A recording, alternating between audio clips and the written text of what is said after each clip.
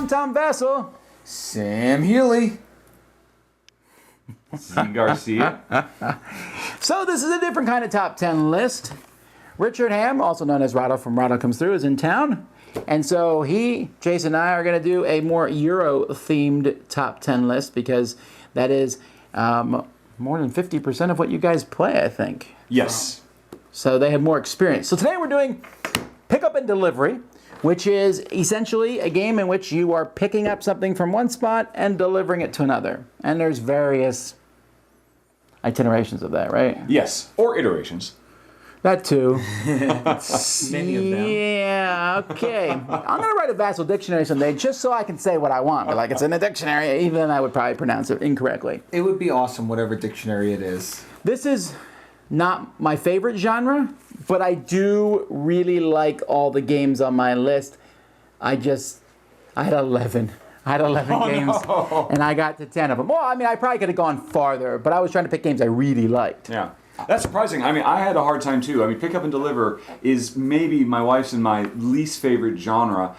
When we first discovered that we didn't like them, I remember my wife saying, "It feels like drudgery. Going there and then back and then there and then back."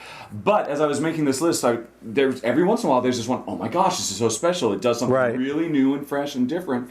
And, it just isn't a repeat. And I love all these. I think they're all a blast. Yeah, I felt the same way. I mean, I have 13 that I could come up with on my list of games that I really liked that were Pick Up and Deliver, and had a little struggle. I was like, oh, I thought there were more Pick Up and Deliver games. I mean, well, some of them might have multiple variations, but my list is really more than 13, but I had 13 that I could come up with that were individual. I know what you mean, because I know one of the games on his list, and it probably could count as 15 games. Probably. Here we go. Number 10.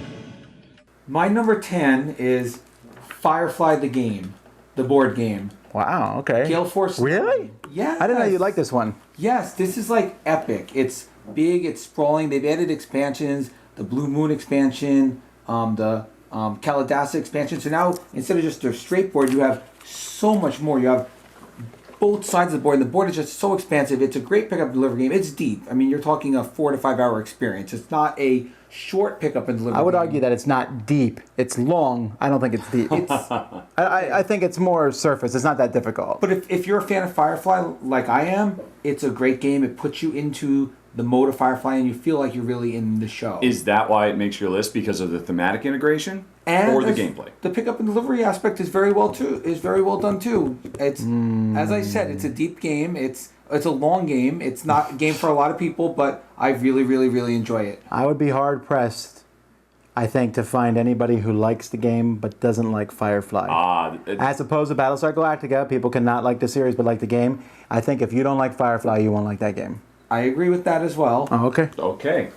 All right, my number 10 did not sell well because I think the box cover looked really boring. It looked like a no-frills game, and that's Twin Tin Bots. Twin Tin Bots is a programming robot game. I don't know if you played this one. I'm familiar with it, yeah. From the I designer like this Small one World. too. Yes, and it is. And basically in this game, you have robots that have to go around and pick up gems and then get them back to different things. So Adorable robots. yeah, I like it. The game has Ricochet, Robo Rally kind of feel because, I went here and I pushed you out of here. But you can either add a programming thing to a robot and then run it. And so you're constantly changing the programming, but the robot will keep doing what you say it to do until you change it.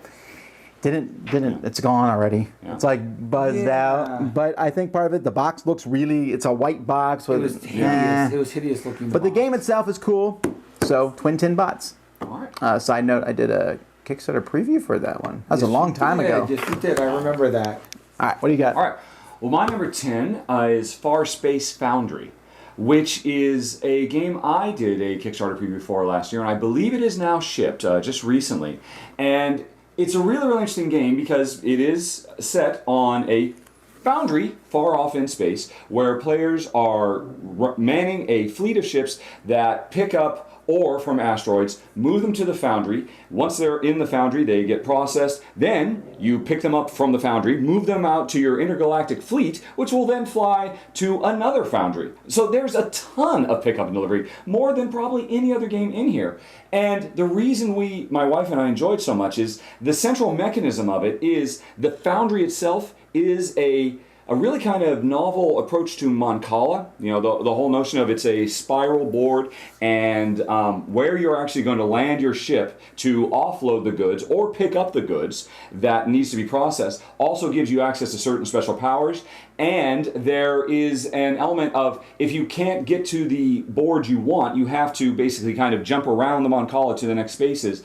And it gets surprisingly tight, even in a two-player game, and it's a very quick game. It's a beautifully produced game with a lot of variability because you get special aliens to pilot your ships to give you special actions and whatnot, and I believe you're not a fan. I was going to say, I see this as starting out in a big way. I do not dislike this game. I actually hate it. I have not had such a negative reaction to a game before. It is an exercise in efficiency. That's why I'm here, folks, to set the record straight. It's an exercise in efficiency. It's like, I will give you that it is dry. And it is it's puzzling. Beautiful. I'll give that. Yeah, it is a gorgeous production, and it is very, very puzzly. Very, very thinky. So in other words, even though you didn't play it, right? have not played this yet, in fact, I'm going to hit both of you guys for being Cult of the Unreleased. No. That came out. It came out. It's out. It's out. Yeah. I haven't seen it yet, so you guys are Cult of the Unreleased. No, that's because he doesn't pay attention to Kickstarter. In this case, it sounds like a game that I think I will enjoy, so I want to see it. What do you think? Do you think you'd enjoy it? I don't know, honestly. I don't know if you'd like it or not. I don't know. Usually I can tell, but I think this game's going to be very Marmite. Splitting on people, hit or miss. We'll see. All right. Number 9. My number 9 is another game that kind of came and faded a bit because Days of Wonder has these big, giant, splashy games which make a lot of buzz, and some of their games just don't. And one of those games was Relic Runners. It came out and it was good, and people said, "Oh, I like it," but now you don't hear anything about it. But I still think it's good. Production values are here. Yeah. But the game is you simply get different things at different spots, and you're moving back and forth, and you have to be smarter about it than other players. Mm-hmm. Yeah. It might not be so high on my list if it wasn't so pretty. I mean, It's so shallow. I know, and I feel like when I'm playing it, like, am I being shallow? Okay, try to take this out. But it's, you know what? It's not too long either. Yeah. It is gorgeous. It does it in a very simple way. Yeah. Even by Days of Wonder standards, it is gorgeous. Yes. It's probably in their top 5 best produced games. Yeah. And I think it is very clever. I think it was from a first-time designer, if I remember correctly. Yeah. And for my experience with it, it didn't really scale that well for 2 players. The board was a bit too wide open. I really felt like you needed more. And I think probably the biggest stumble they made with that game was there are actually really interesting thematic reasons for the rules restrictions that you face, but the games don't explain it all, and it comes across as just like a bunch of arbitrary rules for their own purposes.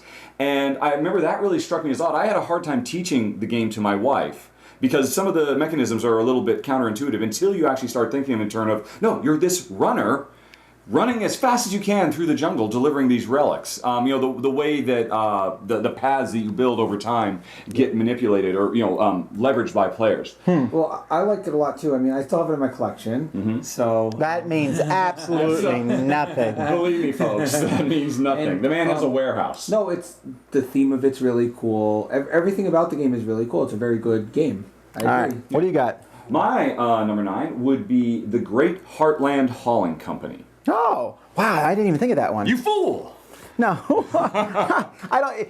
It would be in my top 30, I guess, right? I like it, but I'm like, well, go ahead. Well, no, it's a phenomenal game. It is all about running big rig trucks, eastbound and down, load them up and truck them. I might admit I have a little bit of fondness for this because both of my folks were at one point long haul truckers. But the game itself is a really, really simple thing. It's a set of cards that you lay out to create the board as you're driving around the Midwest of America, picking up cattle and delivering it from one state to another. And the whole thing is driven by hand management. hand, a hand of cards that are your waybills, and you use these cards both to be able to move around the world and to pick up and deliver stuff. So it's really less about the picking up and delivering and more about trying to maintain the right hand of cards to be able to do what you need to do. And the board is tight, even with 2 players, because if one person has moved into a card that represents a certain state, you can't move out. And then the other thing, all these trucks are like sharks. They got to keep moving, and that puts a lot of pressure on you because you really do have to think, okay, I need to move west to this state right now, but you're in the way, and I can't stand still and wait for you to get out of the way, so now I've got to drive in a whole different direction. And so there's a lot of indirect interaction between players because you need to bear in mind, well, where do I think they're going to be so that I can drive around them? And then the game actually came with a bunch of neat little built-in expansions, which I have to admit we haven't even tried, but they seem really cool. It's a wonderful little production. The whole thing goes in a super tiny box. A blast. Great Heartland Hauling Company. Well, I'm going to disagree on this one. You fool! Because I found the game very bland. Okay. I was like, okay, so we're collecting cards to have sets of cards to move around, and if you play this many cards, you can move this many spaces. Yeah. But it just felt bland and tiring, and it didn't excite me at all. I wanted it to be a more exciting game because I heard really good things about it. The buzz was good, but the game was very bland. I didn't enjoy it that much. I mean, I understood the concept of how you want to move, and you're moving in straight pattern, trying to get across, and you want to get from here to here and get your cattle here and you're this there, but it just felt really bland and blah. Well, give me a good one then. What do you got? Oh, yeah. Let's talk about a good one now. My number 9 is Cinque Terre. All right. That's not how that's pronounced, is it? Cinque Terre. That's Isn't how it you say it in Cinque? Italian. Cinque Terre in Italian. Oh, Cinque yeah. Terre. Okay, yes. I know what game he's talking about. And is that how you officially pronounce it? Are you going on record saying Cinque that? Terre. Okay, just stop pronouncing it that way, actually. But Cinque Terre, or however you want to pronounce it, the 5 cities or whatever the subtitle is, was put up by Rio Grande a few years ago. You're driving these little carts through. First you go through an area where you're picking up different products, and then you're bringing them back around where you're delivering the products. And what I found most interesting about the game is you roll dice that set the price of the products each time. So you're rolling the dice, so everything's changing based on the die rolls, and what's out there is, now this is valuable, now this is less valuable, and you have to fulfill contracts that you have to sell off these products, whether they're the olives or the grapes. This is why I never played the game, though. I heard that you hardly ever roll the dice at all. You do. You roll the dice every round to set it. I mean, you don't roll the dice millions of times like you like rolling dice, but you roll the dice each round and it sets the numbers. And I thought it was really cool mechanic that it does look pretty. I might play it someday. Yeah. It's been pretty. on my list of things to check out for quite a while. I haven't gotten a chance to play it It's a very pretty game. It's a very well done pick up and deliver game, and it's a good, I guess, market value game. It's just a well done game, a very good game. It kind of went under the radar, I think. When did it come out? About 2-3 years ago? 3 years ago, I believe. 3 years ago. But it's a game that everyone should check out. It's short. It plays in a good amount of time, and I really enjoyed it. All right. Number 8. Now let's move on to my number 8. Coal Baron from Kramer and Kiesling, which this one might be a bit of a stretch because it doesn't necessarily have the same scope as a regular pick up and deliver game. The entire thing is set in one coal mine, and the picking up and delivering you're doing is the central element of the board, of every player's board, is an elevator shaft where a little elevator moves up and down. And there's the different levels of the mine, and you pick up, your miners pick up the ore, the coal, move it to the elevator, and move it up to the surface where it can be loaded onto trucks to be driven off to score points. And while, like I said, it's a different scope than normal, it's a really, really clever game, as is standard for Kramer and Kiesling joints. It's incredibly simple, fast-playing, elegant, but very, very clever gameplay.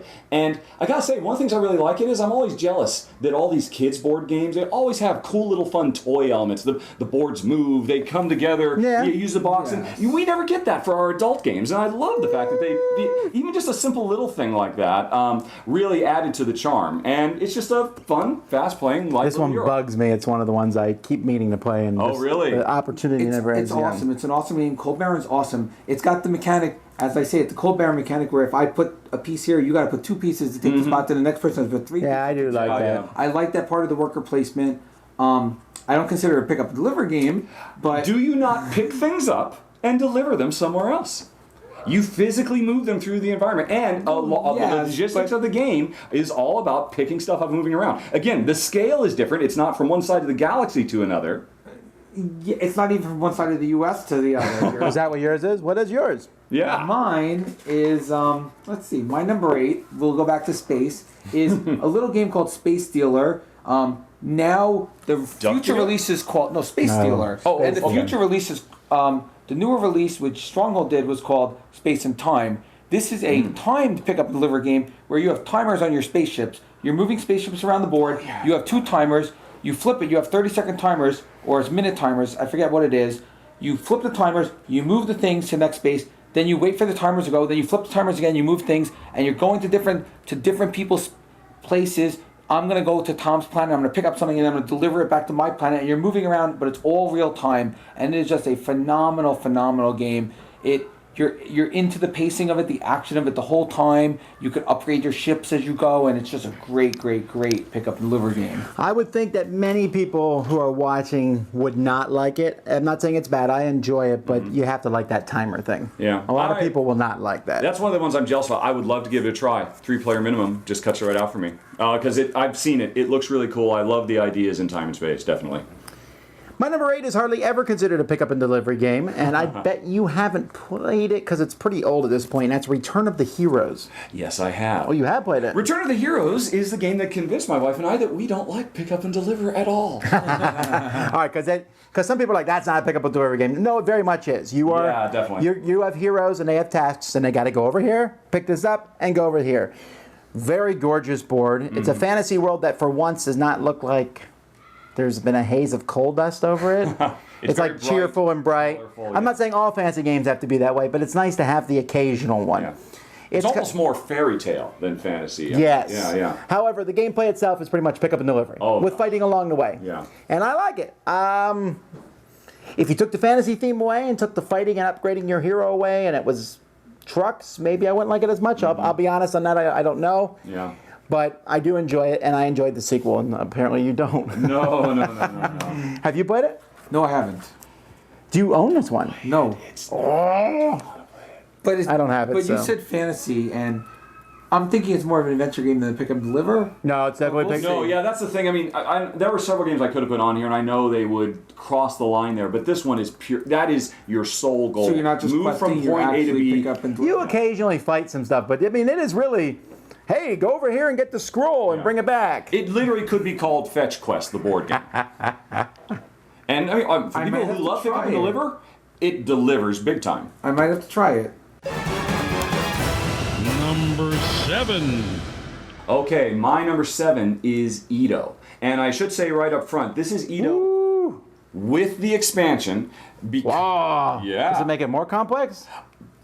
Too complex? Is it too complex for you? Oh, well, before we get into that, this is a pure pick up and deliver game. You have a bunch of samurais who are moving around, ancient Japan, or what is ultimately going to become Tokyo in ancient Japan, and you are moving rice and building materials around the environment to build houses in all the different provinces of the environment. The thing that drives the game, though, that has you moving your characters around to pick things up and deliver them to other places is this really brilliant system where each player does, I guess it's a programming game, right? I mean, we each choose 3 little discs. Each of the discs have 2 or in some cases 4 different actions. And so we place them in secret, we reveal what we're going to do, and then everybody runs around, and it's absolutely brilliant. The base game was okay, but it was pure pick up and deliver. When you add the expansion, which I believe is creatively called Expansion 1. This is Queen, isn't it? Yes. Queen is so terrible with that. It adds a whole bunch of really new stuff that when we played the original game, we thought, wow, this is so clever, but it's just pick up and deliver. When we added the new stuff and you get the Shogun's orders and special objectives you're trying to pursue, it really came alive, and we really found our... Yeah. Well, that's interesting. I thought the game was a little heady. I liked it, but it was one when I was done, I was like, wow, what just happened? Yeah. You have to really think your moves ahead. Definitely, which is why we love it. I enjoyed it. I also like the artwork in it. I think the artwork in it is top notch. I mean, anything with Japanese artwork is great, and the artwork is one of the highlights of it as well for me. My number 7 is likely on Jason's list, I'm guessing in another form. Mine is... give or take, there's 3 main games in this series. There's Age of Steam, and then there's Railways of the World. So for now, I'm going to say Railways of the World. Just for now, but although on any given Sunday, I could say Steam.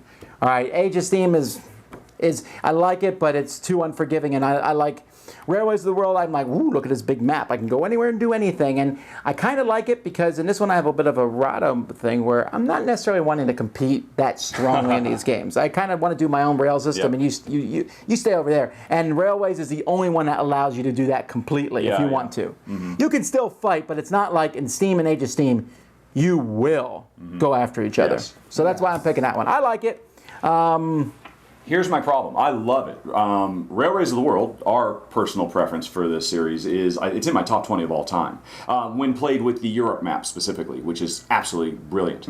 Here's the problem. It is not pick up and deliver. I know Board Game Geek defines it as such, but it is a route building game. You are taking a cube from this city to that city. How is that not pick up and deliver?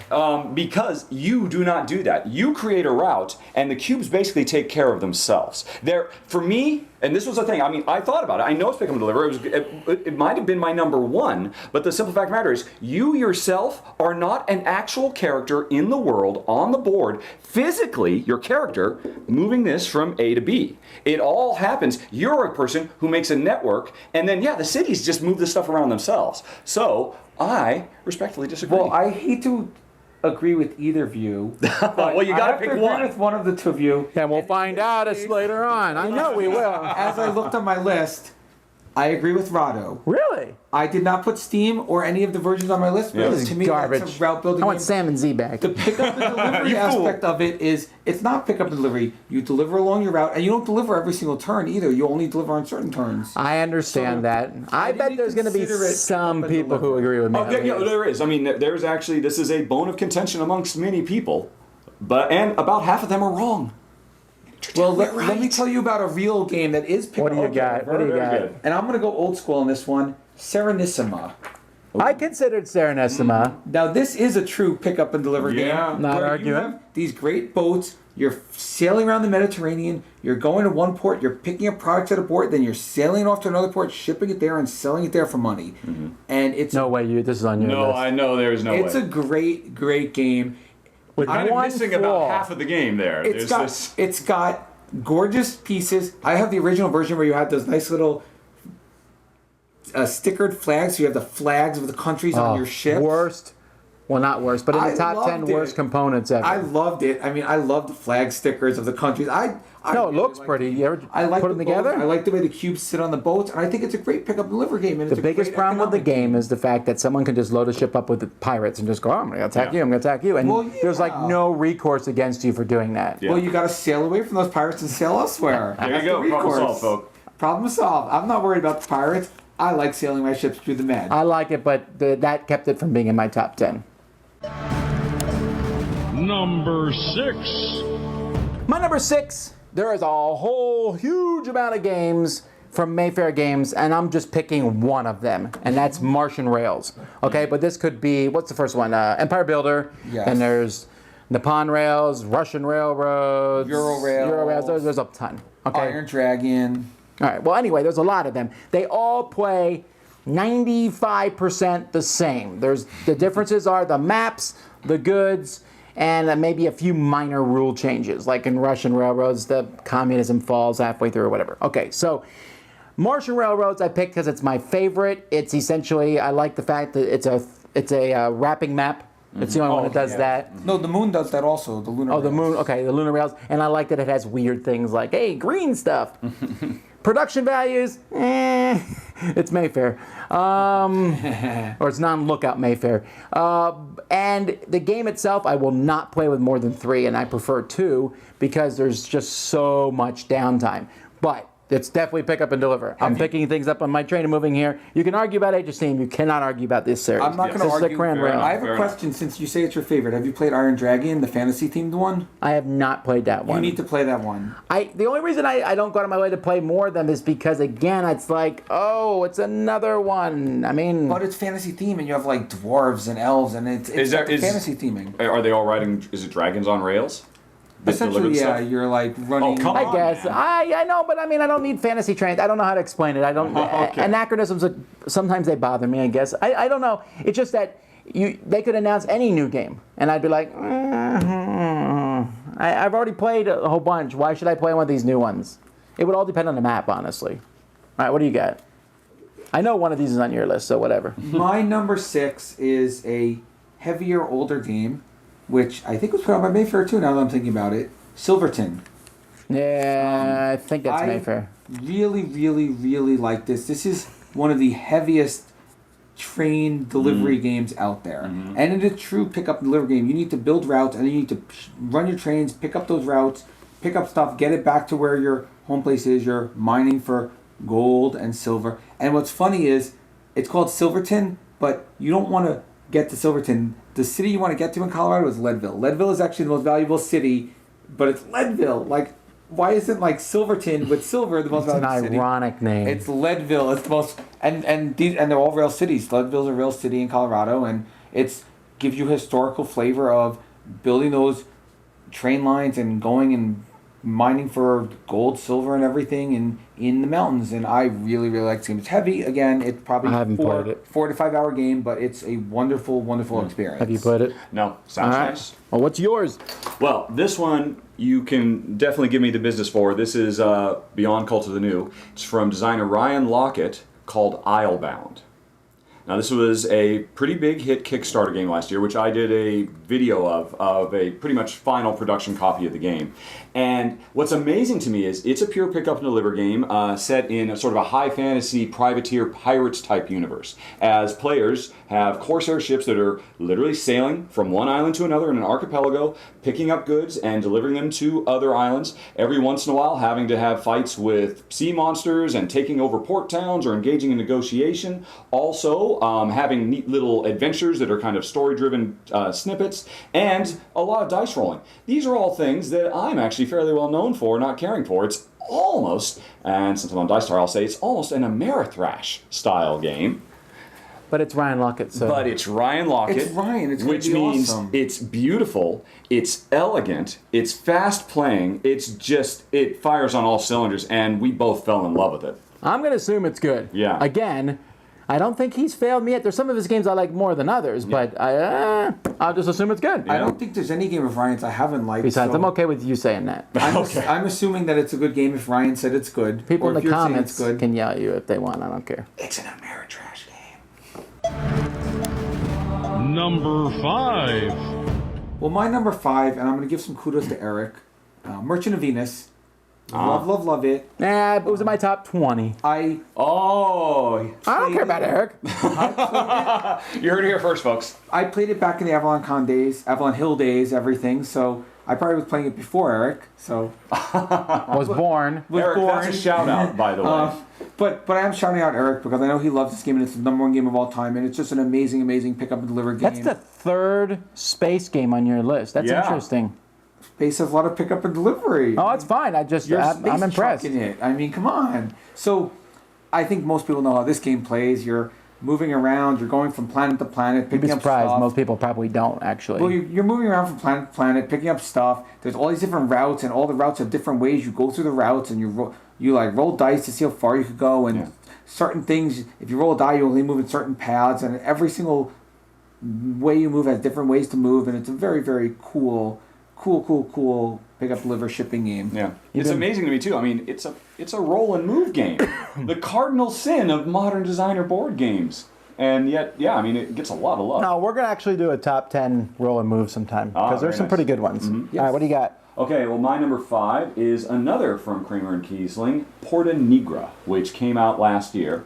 And you may or may not agree. Once again, you may be a bit concerned about the scale and scope. Disagree. But there is no arguing the fact that your little character, you're a kind of a Roman consul helping to build an ancient Roman city, where one of the features is the Porta Nigra, or Black Gate. That's where the title comes from. And your character is basically moving around another rondel, actually, moving from area to area, picking up building materials that you need from one spot, buying them at a market, delivering them to another area to be able to help build up the city. And the entire game is driven by Again, Kramer and Kiesling are known for their incredibly smooth, simple, elegant mechanisms. Every turn you play one card. The card gives you very explicit instructions of what you can do, and yet from that very simple seed, you can get really tough, deep, interesting decisions. And as a bonus, when the game is all said and done, you have actually built up this vertical, because you're building stacking bricks on top of each other to actually build the Porta Nigra and all the other features of the city. Wonderful, wonderful game. One of the best of last year, although some may disagree. Oh, I just say, I don't like the game, and I'll take that out. I'm going to say that if you're going to call me an Age of Steam, you're not actually moving the bricks. You are collecting the bricks and then later building them. Mm-hmm. That's really, are you saying that Single Chariot has this huge stacks of bricks that he's just going around and throwing out? I don't know. I hate to agree with Tom, but I'm agreeing with Tom. Come on, man! Oh, he's agreeing with me. Never mind, you're right. I'm agreeing with Tom on this. I like the game. Yeah. It's not a pick up and deliver game at all. It's a great game. Which part does it not do? The picking up or the delivering? Because you're not delivering. Pick up and build. Pick up and build. Well, I'm just going to get this one out of the way because... Okay, now that's an interesting point. Pick up and build. It's pick up and build, not pick up and deliver. I'll cede that point. It's my favorite, perhaps, pick up and build game. There we go. All right. Well, we're not doing that top 10. No. All right. My number 5, which Richard thinks is not a pick up and deliver game, is Rolling Freight, which I like. Very similar to Age of Steam. Again, where you're building tracks on the board and moving something from one spot to another, which I thought was pick up and delivery, but apparently I'm wrong. You're not alone. You're not alone. And I really like this one better than the whole Steam series because I like the dice. I really do. And I don't think they're super random. You roll the dice, you're like, okay, I rolled this. That's what I work with. It's not like, I rolled a bad roll. No, you're like, oh, okay, I did that. This is what I'll do. I really like this game. It's a brilliant game. I think it's pretty deep, I too. like it too. Yeah. Not It's pick just up not and pick up and delivery. All right, fine, Not pick up and fine. delivery, but I like it. Yeah. Let's find out what's next. Yeah. Number 4. My number 4, we're going to get back to games that are actually pick up and deliver games now. Oh, snap. After what you guys did in number 5 is Brass. Now, this is a game where you actually pick up and deliver. There's no question there. You build your coal, you build your iron, you deliver that from where you build it to a different place. You deliver it to ports, you deliver it to your Do you factories. move it? Yeah, here's the thing. I would have definitely put that on my list if I considered it a pick up and Isn't deliver this in the same game category rather as than a Age of route building Steam? game. No, it's not. Because you're He's building all over product, the place in you're this list is picking what it I'm up saying. And you're delivering it to another place that you're building. How is that different than Railways of the World, Age of Steam? It's very different. Those games, it's on that's his you have list. board and you're just building routes. This you're putting stuff around and then you're picking up and delivering it from one place to another. Yeah. That is pick up and delivery at its finest. This. Okay, do you guys agree that Brass is a great game at least? Oh, yes, phenomenal game. I agree it's a good game. Oh, really? No, for me it's just too heady. It Again. is. It's on the deep end of the pool. It's one of those games where I'm like, wow, that's a good game.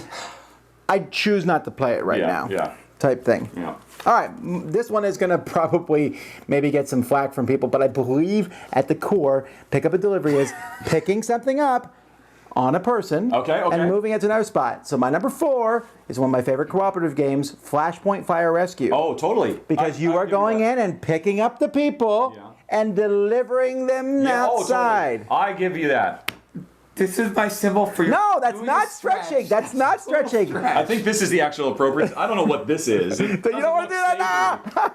Dice Tower have to put black big sensors box on over. I love this game. I absolutely love it. That's one of my favorite co-op games. But it's not pick up and How is it not? You are picking up Yes. the Where are you person. delivering them to the ambulance? Yes. Yes. Not pick up and deliver. How?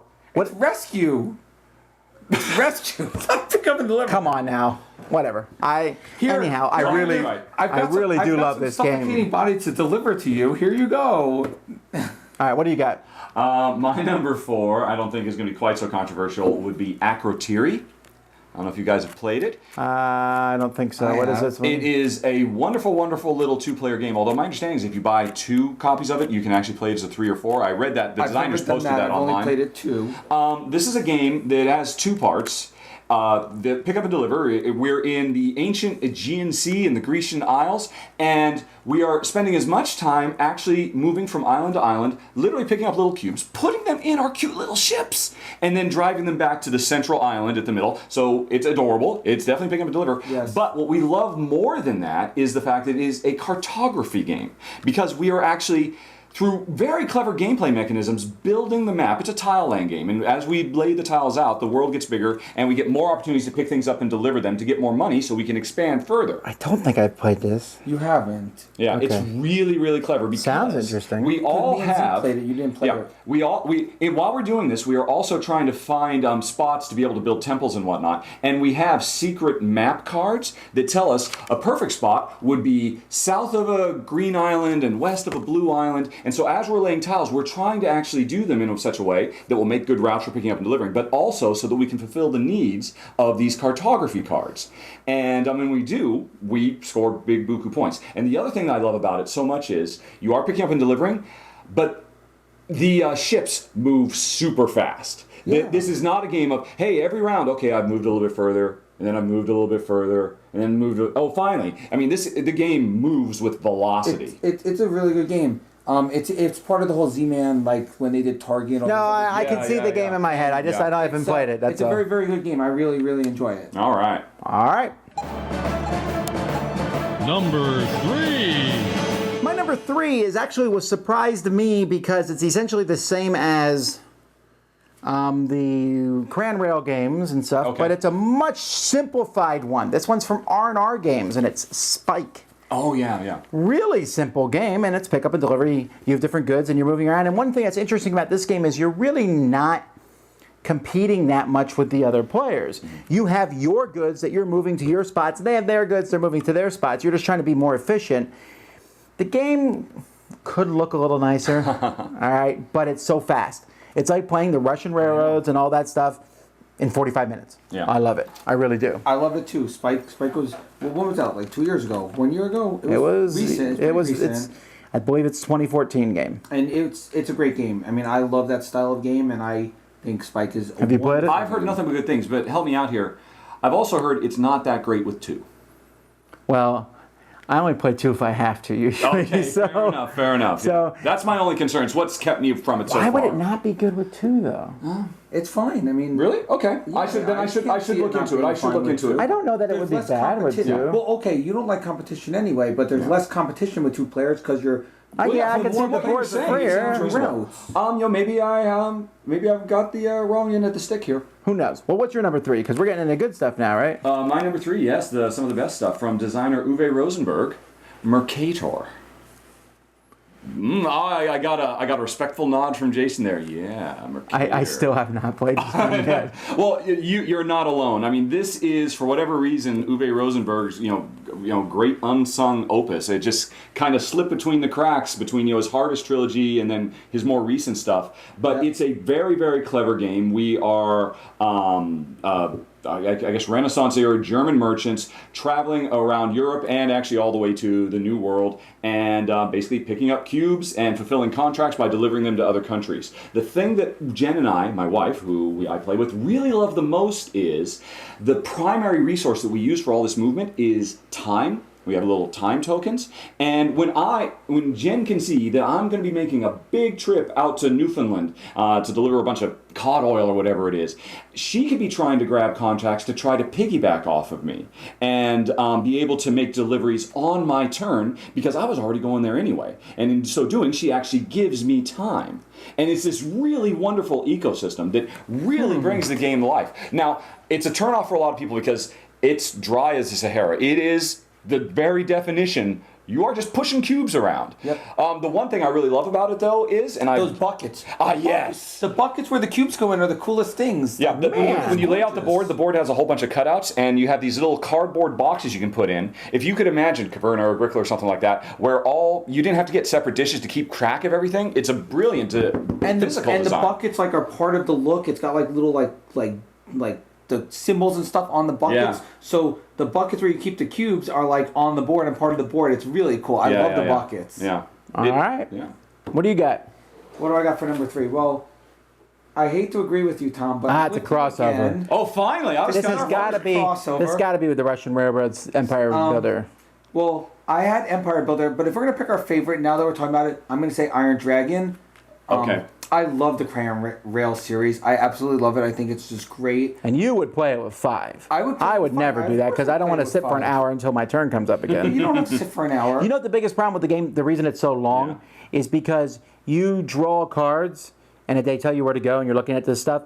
And then when you deliver something in the middle of your turn, you get new cards, and then you have to kind of stop and say, okay, now what am I going to do? Where am I going now? And wait till and you got to do all that on your turn. You can't think about it between turns. It doesn't take that long, and it's just great. Drawing your track, like when you go, oh, it only costs 1 to move here, and then it costs 2 if I got to go through this mountain, and then it costs this, and you actually take crayons and draw on the board, and you try to build on the cheap ones. Markers. You should use markers. Someone else has to then build. Okay, I'm going to take the cheap one. Now they have to pay 3 to get into the same city, and it's just it's such a great game. And I love the whole series from, I'm going to name them all: Empire Builder, Euro Rails, Lunar Rails, Martian Rails, Russian Rails, Iron Dragon. They're just all awesome. Crayon Rails is amazing. Did we speed it up through that?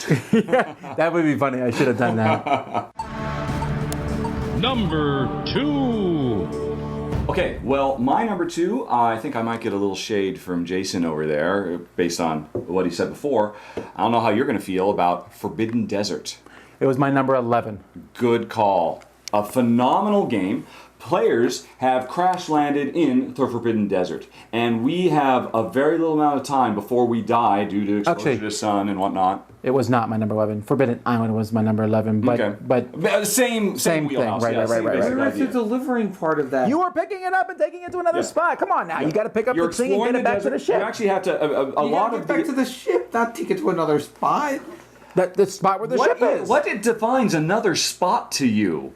He thinks pickup delivery has to be economic. Yeah. Pickup and delivery is something like a rail game where it says pick it up from New Mexico and deliver it to New York. That's pickup and delivery. Then while playing it, I would suggest you imagine that the desert has a fantasy much world bigger... of questing. It's like, let's go quest and get something and bring it back to our home. Was it Iron Dragon, the fantasy version of What? the thing? What? Yeah. No, but it's a lovely, lovely game.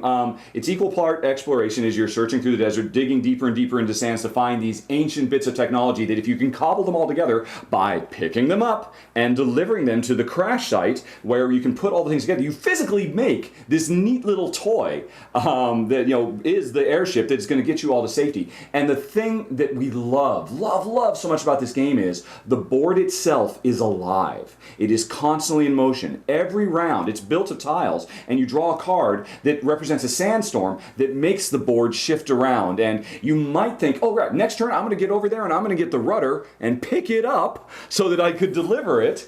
But you know what? That tile, it's not there anymore. It's moved over there, and that changes everything. I got to continue with this definition. Okay. By the way, let me first say, Matt Leacock, love the game. Absolutely love it. Okay. But at least we can agree on you're that. picking it up to bring it back to your base. You're not delivering. You're bringing back. It's a pick-up and bringing game. Who are you delivering it to?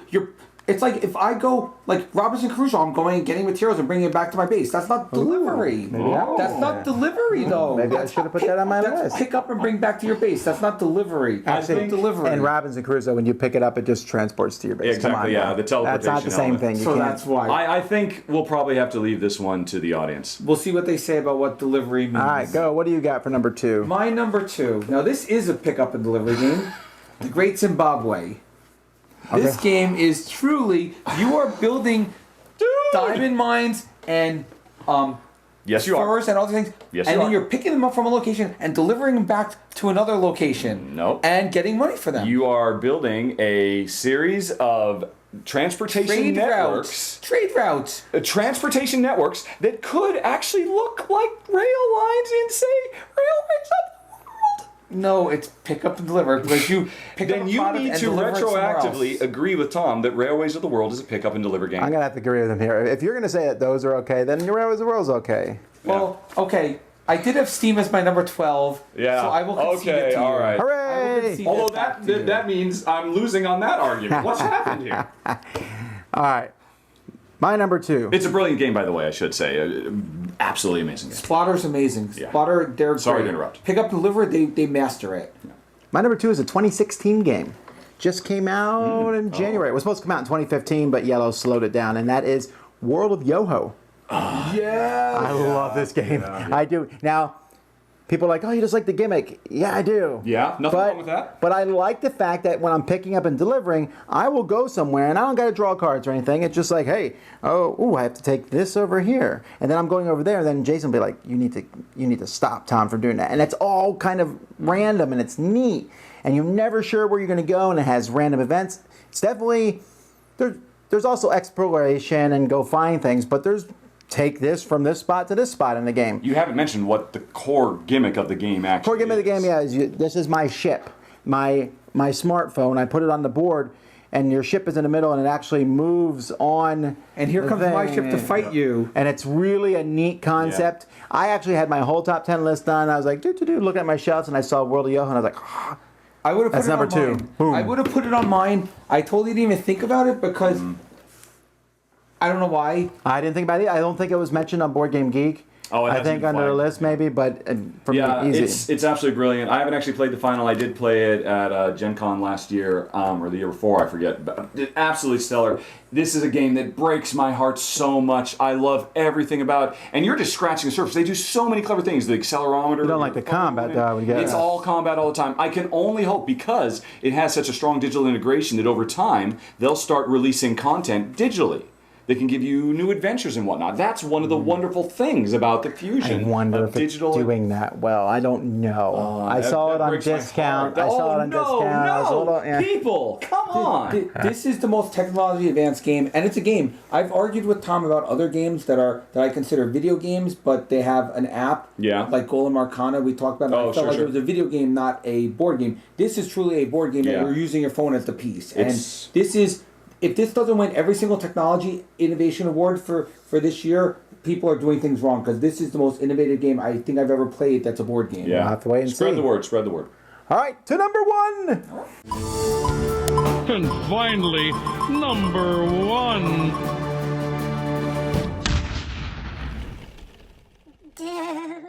All right, let's see. See, I would have said Age of Steam was his number 1, but he said he's not putting those on his list.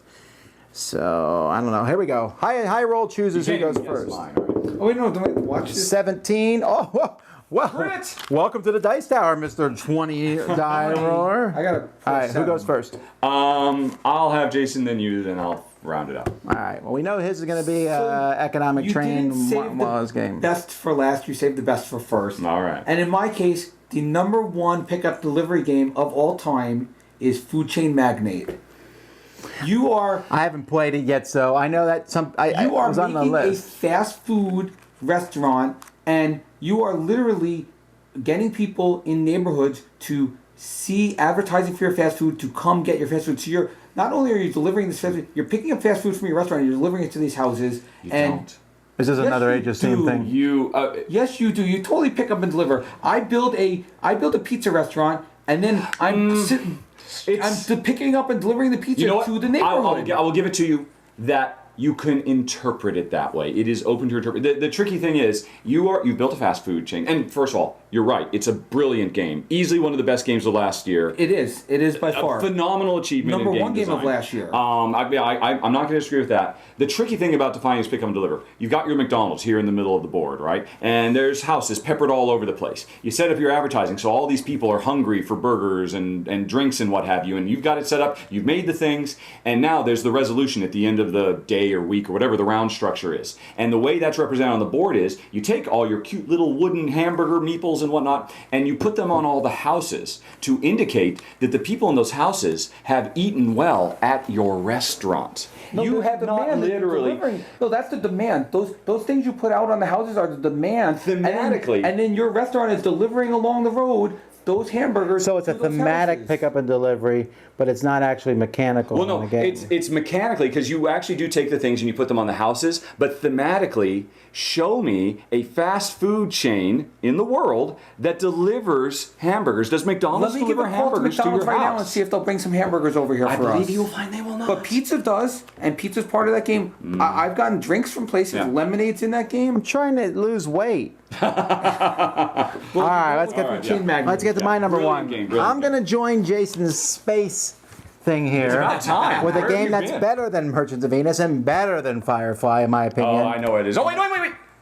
It is Zaya. Zaya. It is Zaya. Now, Zaya's not totally pick up and delivery. It can also be exploration. It can also be fighting. It can be whatever you want. But pick up and delivery is, I think you almost have to do that at least a little to get any money in the game. You need to get like some sort of thing. And you can do it the whole game if you want. And I'm not, normally I was like, I want to go fight. But in this game, I'm like, I could fight, but I think I'd rather deliver that there. And also, I'm going to be delivering it to a system that doesn't want me in that system. And that's an interesting thing. I don't know. Granted, I like the sandbox nature of the game, but this is one where I would say when I play this game, I always do at least some form of pickup and delivery in it. I think a lot of it. You were the most overwhelmed by this game. I felt I'm surprised though that you are on this game and yet you like Not Firefly. It was, after seeing, we played it live, and I liked the game. I just didn't love the game. There was a lot of things where it was like the mechanism, how you get to new hexes, and how you do all this was kind of compared to other. I can understand that not everyone likes it. This is my personal one, but it's pick up and delivery. Remember, you're not arguing that. When he first got the game, he got the game with these super cool mini ships that were even cooler than the real ones, and all of those little cardboard things that you put. No, they were this all is made definitely of wood. not because I like components. That wood version because he's mentioned awesome. a couple games that I said had really great components, and they didn't make my list. Yeah. I have Martian Rails on the list. Yeah, ain't there for components. I know. I accused him of being shallow earlier, but I don't think that's really the drive there. I've heard you talk about this game quite glowingly. He loved it. For sure, it's because of the sandbox nature, and there's so few of those games in existence. Yeah. Man, what's yours though? Is it one that's already been said? No, you'll never get it. Is it two-player only? That's because it's probably not a pick-up delivery. Jason won't be happy about it though. That's because it's probably not a pick-up delivery game. That's why we won't count Okay. it. Is it? You said Forbidden Island already. Forbidden Desert? Is it Forbidden Island? No, because you gotta like Forbidden Desert better. Oh, totally. I don't know. Go ahead. What is it?